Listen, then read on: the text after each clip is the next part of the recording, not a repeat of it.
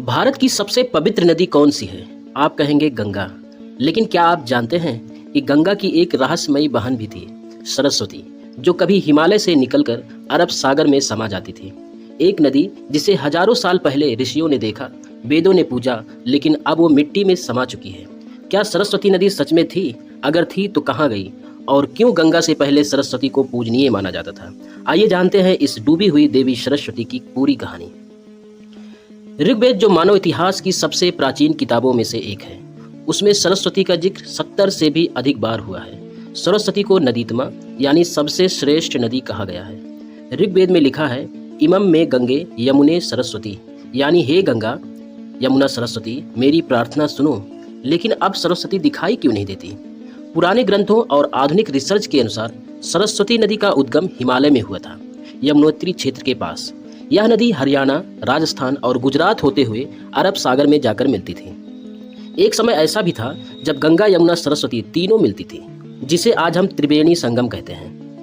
लेकिन आज वहां सिर्फ दो नदियां दिखाई देती हैं, गंगा और यमुना। सरस्वती कहाँ है? वैज्ञानिकों और पुरातत्वविदों के अनुसार लगभग 4000 साल पहले बड़े भूगर्भीय बदलाव हुए।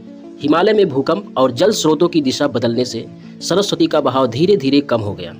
एक समय पर वह पूरी तरह से सूख गई और रेत के नीचे गायब हो गई। हरियाणा, राजस्थान और पाकिस्तान के चेलिस्तान रेगिस्तान में आज भी वहां सरस्वती के सूखे तट पाए गए हैं। इसरो और भूगर्भ विभाग की सैटेलाइट इमेज में सरस्वती के रास्ते आज भी देखे जा सकते हैं। हड़प्पा और मोहनजोदड़ो सभ्यता के अनेक शहर जैसे कि कालीबंगा, लोथल, धौलावीरा सरस्वती नदी के किनारे बसे हुए थे।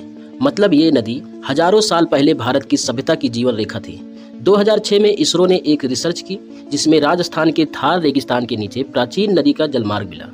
यह वही सरस्वती हो सकती है। सरस्वती सिर्फ नदी नहीं थी, वह ज्ञान, वाणी और बुद्धि की देवी भी मानी जाती थी।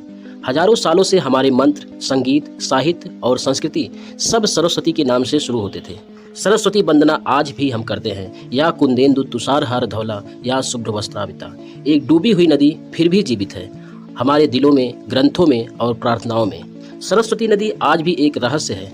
कभी वह भूगोल का हिस्सा थी, आज वह अध्यात्म और विज्ञान दोनों में खोज का विषय है।